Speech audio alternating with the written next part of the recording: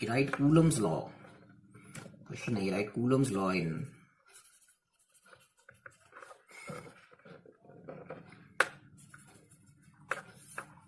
in terms of position vectors. Position vector आपको बताया +1 में, position vectors of charges, point charges Q1 and Q2. Okay, so ये position vector क्या होता है, तो आपको पता है कि a vector drawn from origin to the position of the charge in this coordinate system. Okay, ये ले लेते हैं। सपोज करिए एक्स वाई प्लेन में ये चार्जेस हैं, एक यहाँ पे है और दूसरा यहाँ पे है। ओके, तो ए पॉइंट ए पे प्रेजेंट है सपोज, और दूसरे वाला चार्ज पॉइंट बी पे प्रेजेंट है। ओके, और दोनों के बीच का जो डिस्टेंस है वो मान लो आर है। तो पोजीशन वेक्टर इस चार्ज का जो यहाँ प्रेजेंट है, चार्ज मान लो Q1 है, पॉइंट बी पे Q2 है, उनके बीच की जो डिस्टेंस वो आर है, स्मॉल आर, ये लिखा। ओके, और एक और चीज मैं सपोज कर लेता हूँ कि चलो पहले ये कर लेते हैं कि ये जो पॉइंट ए पे Q1 पॉइंट चार्ज प्रेजेंट है, इसका पोजीशन वेक्टर क्या होगा। इसका पोजीशन वेक्टर ओरिजिन से जो वेक्टर खींचा जाता है उस चार्ज की पोजीशन की ओर ऐसे एरो लगता है, that is R1 cap, R1 vector sorry, और इसका क्या है भी R2 वेक्टर, ये आ गया। ओके, सो यदि मैं एक यूनिट वेक्टर और कंसिडर करता हूँ कि इस तरफ को ऐसे, यदि कोई फिजिकल क्वांटिटी की डायरेक्शन इस तरफ है तो मैं एक यूनिट वेक्टर लूंगा Q2 से Q1 की तरफ, R21 इसको बोलेंगे कैप। ओके, अब मेरे को बताइए कि ये पॉजिटिव चार्ज है, ये भी पॉजिटिव है, तो ये जो पॉजिटिव चार्ज है, इस पॉजिटिव की वजह से फोर्स एक्सपीरियंस इसी सेंट्रल फोर्स होता है, इसी लाइन के क्रॉस फील करेगा ऐसे इधर को। तो ये चार्ज कौन सा है, Q1, तो फोर्स ऑन 1 ड्यू टू 2 हो गया ये। ठीक है जी। ओके, सो नेक्स्ट इसमें थोड़ी सी कंस्ट्रक्शन आप देख सकते हैं कि consider 2 point charges present in xy plane at points A and B. Okay, so let r is equal to distance between them, r1 is equal to r1 vector is equal to position vector of charge Q1, position vector of charge Q2.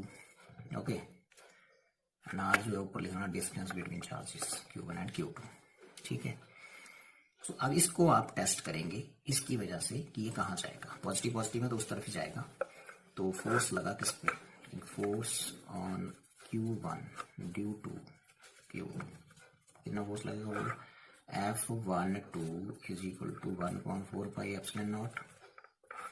Okay, Q1 Q2 upon distance कितना भी r²। तो ये तो हो गई magnitude, तो ये force लगा इस पे। अब इस पे इसकी डायरेक्शन क्या है, डायरेक्शन इसकी इस तरफ, और इस तरफ मैंने यूनिट वेक्टर कंसीडर करा है R21, तो इसकी जो डायरेक्शन है वो कौन सा यूनिट वेक्टर दे रहा है, R21।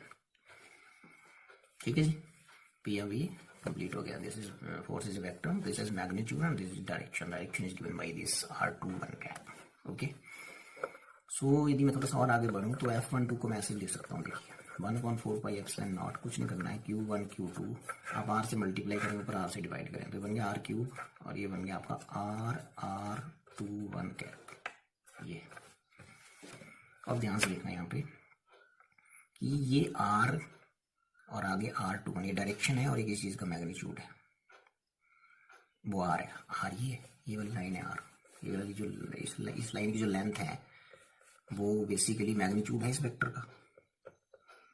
ठीक है, तो ये आगे वो R, और इस तरफ डायरेक्शन दी जा रही है ये R21 से, तो इसका मतलब वेक्टर कौन सा बन गया, BA वेक्टर।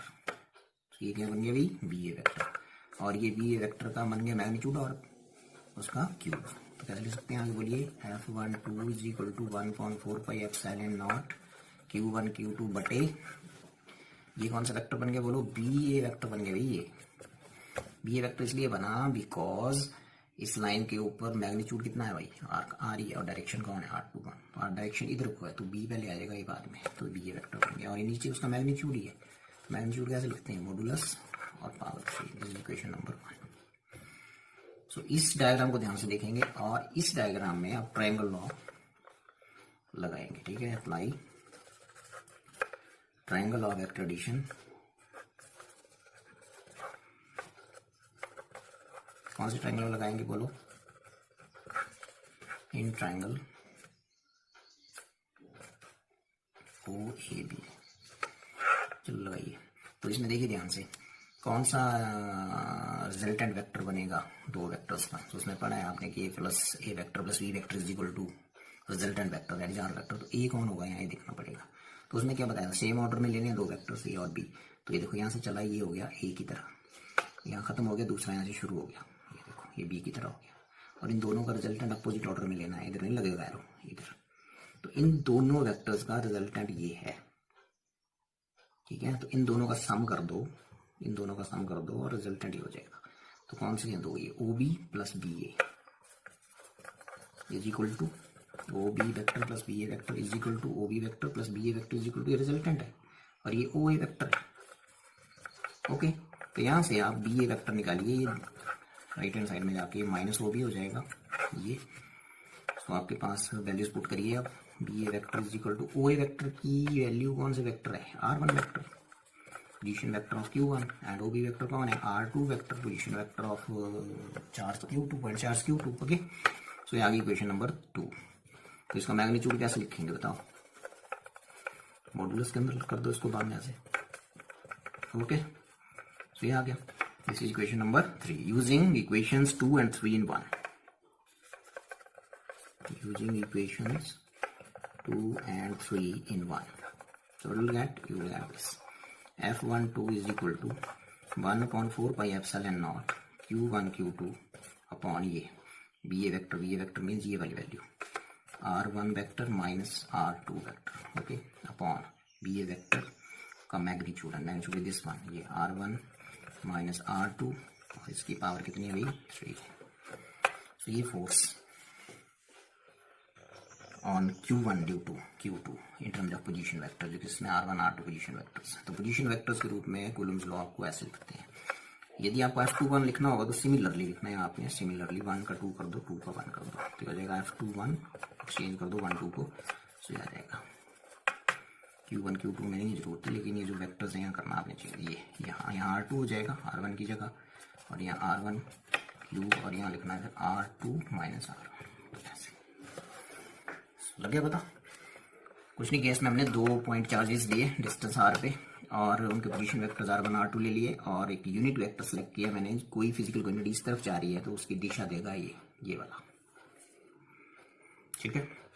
सो मैंने बोला इस चार्ज की वजह से रिपल्सिव फोर्स मिलेगा। रिपल्सिव फोर्स मिलेगा तो कितना मिलेगा, ये लिख दिया, ये मैग्नीट्यूड हो गया, इसका डायरेक्शन हो गई। अब इस डायरेक्शन को आपने कुछ नहीं, यहाँ पे आपने R से मल्टीप्लाई कर दिया, R से डिवाइड कर दिया, तो R क्यूब हो गया। अब ये मैग्नीट्यूड इनटू डायरेक्शन, देखो कौन सा वेक्टर बन गया, मैग्नीट्यूड डायरेक्शन किसकी होती है, वेक्टर की होती है, तो BA वेक्टर बन गया ये, उसका फिर ये मॉडुलस बन गया क्यूब लेके, ठीक है जी। और फिर हमने बोला कि इस ट्रायंगल में आपने ट्रायंगल ऑफ वेक्टर एडिशन एक ढंग से पढ़ा है +1 में, तो आप लगा सकते हैं। तो ये बनेगा A वेक्टर, ये बनेगा B वेक्टर, और ये बनेगा उन दोनों का रिजल्टेंट। तो OB plus BA is equal to A vectors हैं, ठीक है। यहाँ से BA वेक्टर निकालिए, उसका मैग्नीट्यूड निकालिए और इसको इक्वेशन में पुट करिए, you will get your answer. Okay, तो ये था आपका कूलम्स लॉ को वेक्टर फॉर्म में लिखना। एक नेक्स्ट है principle of superposition.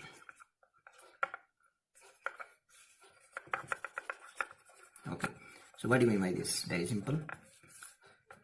So this principle is basically used to find total force on a given charge due to number of charges. ठीक है, सपोज करिए ये पॉइंट चार्ज है Q, ये इसकी सराउंडिंग्स में एक चार्ज ये बैठा हुआ है, से इट इज Q1, ओके, एक और है यहाँ पे, से इट इज -Q2, ठीक है, एंड ऐसे नंबर ऑफ चार्जेस हैं, ओके।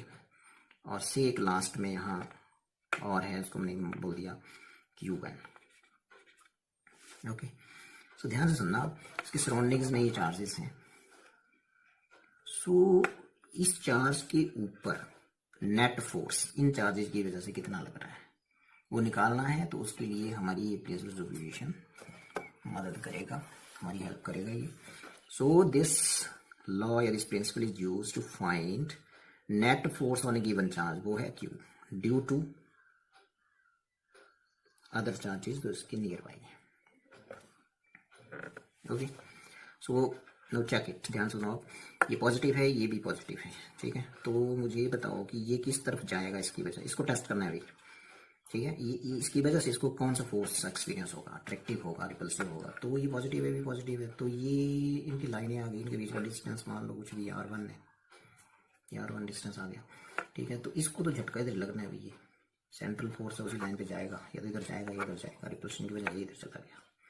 तो ये लगा फोर्स पहले पे, दूसरे की पहले की वजह से, Q1 की वजह से इसके ऊपर, ठीक है जी। और इसकी वजह से कहाँ लगेगा शाबाश, बताइए इसको, ये तो नेगेटिव है, तो ये तो इसकी तरफ अट्रैक्ट हो जाएगा। मान लो डिस्टेंस इन दोनों के बीच R2 है, ठीक है। तो ये अट्रैक्ट हो जाएगा, तो कितने फोर्स से अट्रैक्ट होगा, इधर को, इधर जाएगा ये, तो वो फोर्स हो गया F2। ओके, अब कौन बताएगा कि ये भी पॉजिटिव है।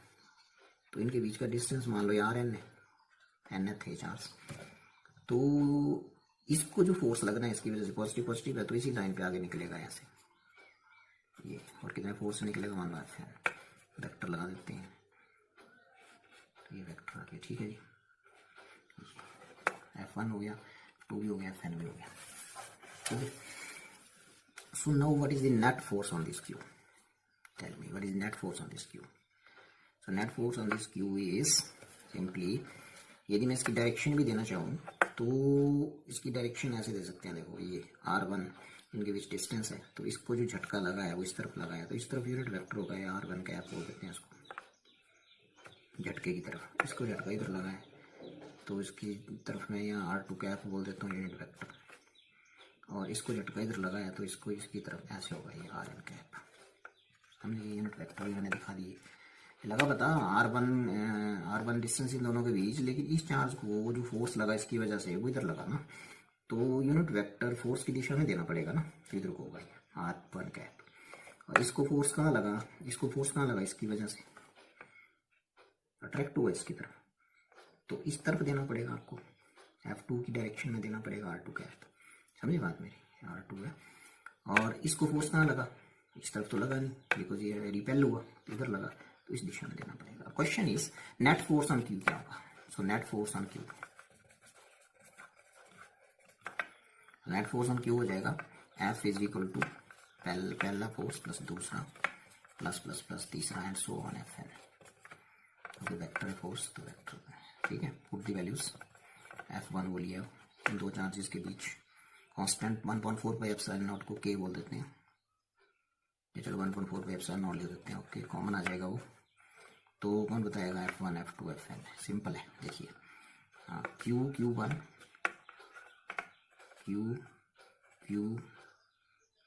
अपॉन R1 स्क्वायर, दूसरे की वजह से क्या होगा बोलिए, Q1 Q2 Q, मैग्नीट्यूड लेना है, माइनस है तो भी मैंने बोला मैग्नीट्यूड होता है यहाँ, अपॉन R2 स्क्वायर, ये आ गया, ठीक है।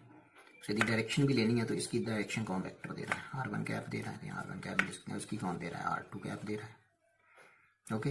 तो लास्ट में फिर आपका प्लस, सो हम बोलो लास्ट वाला क्या होगा, Q1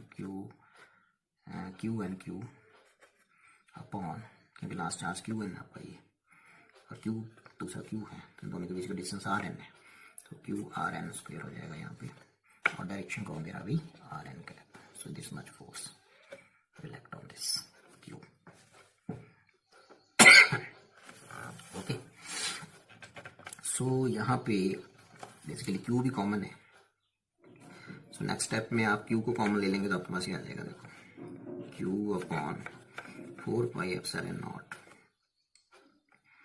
और आगे क्या क्या बचेगा बोलो, Q1 upon R1 square, Q2 upon R2 square, and Q1 upon Rn square, and उसके साथ जो कैप है वो बचेंगे R1 cap, R2 cap, Rn cap, ठीक है। तो इस बात से कह सकते हैं क्या बचा बोलो, Q1 upon R1 square plus Q2 upon R2 square plus plus plus Qn upon Rn square,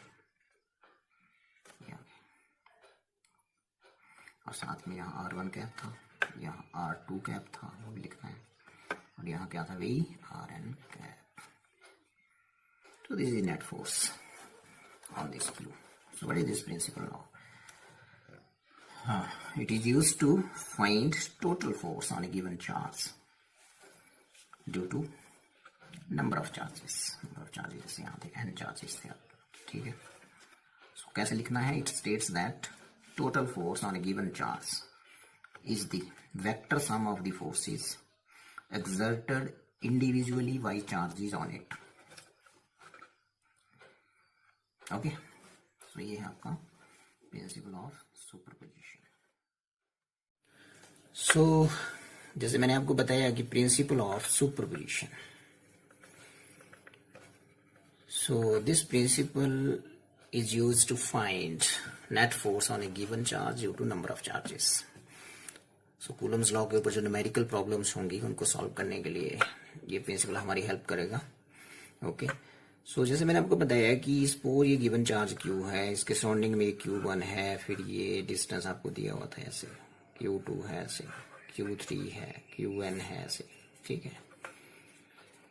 So you can find net force on this charge due to the charges surrounding it. Okay. But एक बात आप ध्यान रखिए कि इन दो charges के बीच जो force होगा वो जैसे मैंने बताया था कि F1 है, इन दो के बीच F2 और यहाँ Fn बताया था. तो एक बात ध्यान रखना कि जो नेट फोर्स है इसके ऊपर वो आपको पता ही था, फिर F1 plus F2 plus plus plus so on है ना, Fn. So this was a net force F is equal to. एक बात ध्यान से सुनना कि जो कूलम्स फोर्स होगा इन दो चार्जेस के बीच, that will be independent of presence of other charges near it. मतलब बोलने का कि इन दोनों के बीच यदि फोर्स F1 है तो ये F1 इसकी वजह से या इसकी वजह से अफेक्ट नहीं होगा. इसको, इस फोर्स को इन दोनों की वजह से, और फोर्सेस भी हैं सराउंडिंग में, उनकी वजह से कोई फर्क नहीं पड़ेगा. और फोर्सेस भी इस चार्ज पे, तो इसी दूसरे चार्ज की वजह से इस फोर्स को, उनकी वजह से कोई फर्क नहीं पड़ेगा. मान लो इन दोनों के बीच फोर्स 2 न्यूटन है, तो ये 2 न्यूटन, ये जो other charges near by present है इनकी वजह से ये 2 न्यूटन अफेक्ट नहीं होगा. Means Coulomb's force between these two is independent of presence of other charges near it. Okay, तो ये फोर्स अफेक्ट नहीं होगा अदर चार्जेस जो इसके सराउंडिंग में प्रेजेंट है उनकी वजह से ये अफेक्ट नहीं होगा. कौन? ये 2 न्यूटन. वैसे इन दोनों के बीच जो फोर्स है वो इनकी वजह से अफेक्ट नहीं होगा, वो यदि F2 है तो F2 ही रहेगा. ओके, जैसे इन दोनों के बीच Fn है तो Fn ही रहेगा, इनकी वजह से वो अफेक्ट नहीं होगा. सो ये बात ध्यान रखें इसमें. So next is continuous charge distribution. Continuous charge distribution.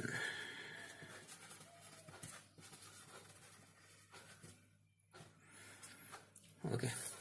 So in this kind of distribution, जो चार्ज होगा बॉडी का वो या 1 डायमेंशनल ऑब्जेक्ट पे होगा, या 2 डायमेंशनल ऑब्जेक्ट पे होगा, या 3 डायमेंशनल ऑब्जेक्ट पे यूनिफॉर्मली डिस्ट्रीब्यूट होगा. ठीक है. सो जैसे 1 डायमेंशनल ऑब्जेक्ट पे यदि आपका चार्ज यूनिफॉर्मली डिस्ट्रीब्यूटेड है तो ऐसे चार्ज को बोलते हैं linear charge distribution. Linear charge distribution नाम से क्लियर है. सो इन दिस डिस्ट्रीब्यूशन क्या होता है, चार्ज जो है वो आपका यूनिफॉर्मली डिस्ट्रीब्यूट होता है किसी 1 डायमेंशनल ऑब्जेक्ट पे. जैसे मान लो एक लाइन है, उसके ऊपर ये चार्ज यूनिफॉर्मली डिस्ट्रीब्यूटेड है. मान लो this is a line. Okay, तो इस लाइन के ऊपर यदि ये charge uniformly distributed, say this is Q and length of line is L, then there is a term called linear charge density. linear charge density. Okay, इसका symbol होता है lambda. Lambda is simply charge per unit length Q upon L. तो इसका unit क्या हो गया, coulomb पर metre. For example suppose charge is distributed on a ring. Okay, ये है. Suppose this charge is uniformly distributed having value Q radius of the ring is r, then what is lambda? What is linear charge density? That is simply q upon l, and length in case of ring, what is that? Circumference of ring, 2 pi r. Okay, so in this distribution, charge is uniformly distributed on a line. Okay, so इसमें एक term आती है that is called linear charge density, and it is lambda. So lambda is simply charge per unit length Q upon L. तो इसका सही unit हो गया coulomb पर मीटर. इसका मैंने एग्जांपल आपको रिंग का दे दिया. सेकंड टाइप जो डिस्ट्रीब्यूशन होता है that is surface charge distribution. Surface charge distribution. So in this distribution, charge is uniformly distributed on a two-dimensional object. For example, एक प्लेन शीट है, उसके ऊपर चार्ज यूनिफॉर्मली डिस्ट्रीब्यूट किया हुआ है. So that is simply surface charge distribution. Okay. So in this distribution, there is a term called surface charge density. Surface charge density. Okay. Symbol होता है इसका सिग्मा. सरफेस के ऊपर है चार्ज, इसमें जैसे सिंपल कोई सरफेस है आपके पास, ये है कोई सरफेस जैसे ये है, तो इसके ऊपर ये चार्ज Q यूनिफॉर्मली डिस्ट्रीब्यूटेड है. ओके, से चार्ज ये है Q और इसका एरिया है A. इस प्लेन शीट का एरिया मान लो A है, ये इस टू डायमेंशनल ऑब्जेक्ट का एरिया A है. Okay, so sigma simply same, sigma is simply charge per unit area. Okay, suppose for example, suppose charge is distributed on a spherical shell. Spherical shell means hollow sphere, अंदर से खाली है ये. Say this charge Q is uniformly distributed, radius of the sphere is r. Okay, then charge is distributed on the surface only. Okay, so then what is sigma for this? So sigma हो जाएगा इसका Q upon 4 pi r square. Okay, कितना हो जाएगा sigma? Q upon 4 pi r square, because surface area क्या होता है sphere का? 4 pi r square. So आगे इसकी यूनिट क्या होंगे? Q upon A, कूलम पर स्क्वायर मीटर. ओके, और इसका कोई डायमेंशनल फॉर्मूला पूछ रहा है तो कूलम का मैंने आपको बताया एम्पियर टाइम और मीटर स्क्वायर मीन L-2. तो ये आ गया. ऐसे आप इसका भी निकाल सकते हो. इसका डायमेंशनल फॉर्मूला क्या होगा? Q कूलम और लेंथ का L ऊपर आके पावर -1 हो जाएगी, तो ये हो जाएगा. Okay, so this was surface charge distribution. तो इसमें क्या बताया मैंने कि charge is uniformly distributed on two dimensional object. For example plane sheet.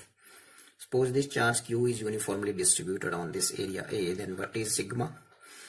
Q upon A. Okay, so next kind of distribution, next type of continuous charge distribution is volume charge distribution. Volume charge distribution. So what does it mean? नाम से clear है. Now charge will be distributed on a three dimensional object. Okay, so three dimensional जब मैंने बात बोली तो charge हर जगह है, फिर अंदर भी चार्ज है.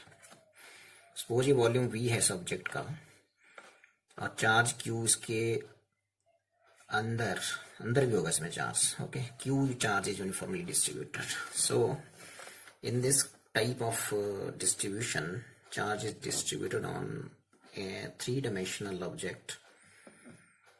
So charge is uniformly distributed on a three-dimensional object, and there is a term called volume charge density.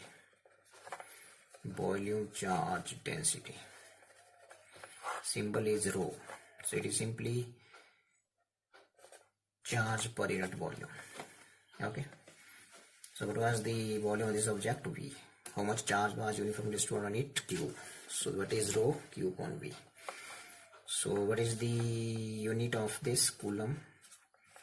Volume का क्या होता है? Metre cube. सो पर क्यूबिक मीटर. डायमेंशनल फॉर्मूला पूछ ले कोई तो. हाँ, इट इज नाउ कूलम का मैंने आपको बताया ampere time and metre L -3, तो इसका डायमेंशन फॉर्मूला हो जाएगा। ओके, इसका फॉर एग्जांपल मैं आपको देता हूँ, एक सॉलिड स्फीयर है आपका। सॉलिड स्फीयर में क्या है कि अंदर भी चार्ज है। Suppose this charge Q is uniformly distributed on a solid sphere having radius r. Okay. होलोस्फीयर या स्फेरिकल शेल में सरफेस पे होगा चार्ज, और इसमें क्या होगा, अंदर भी होगा। Okay, so what is sigma for it? So sigma, what is rho? Rho is equal to Q upon volume. The volume sphere is 4/3 pi r cube. So these were three types of continuous charge distribution. First was linear charge distribution, second was surface charge distribution, and third and last one was volume charge distribution. Okay, so इसके last में एक question आप note करेंगे, board में पूछा जाता है कि जो क्या कूलम्स लॉ है, क्या वो यूनिवर्सल लॉ है? Is this Coulomb's law and universal law? तो इसका आंसर है नो। क्यों? बिकॉज आपने ये लिखना, number 1, coulomb's law is valid only for stationary point charges. Stationary point charges ये लिखेंगे।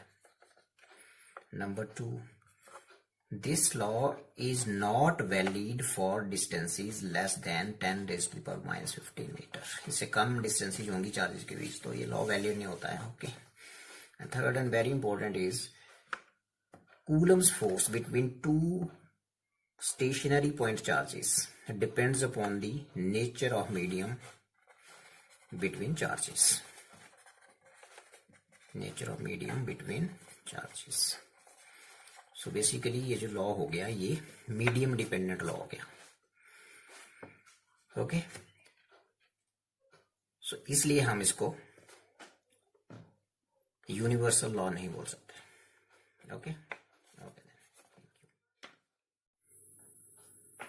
ओके, यहाँ पे जो मैंने Cl-1 लिखा है, C नहीं होगा यहाँ पे, C मीन्स कूलम का मैंने आपको बताया 80 एम्पियर टाइम, सो 80 होगा यहाँ पे, ATL-1। ओके।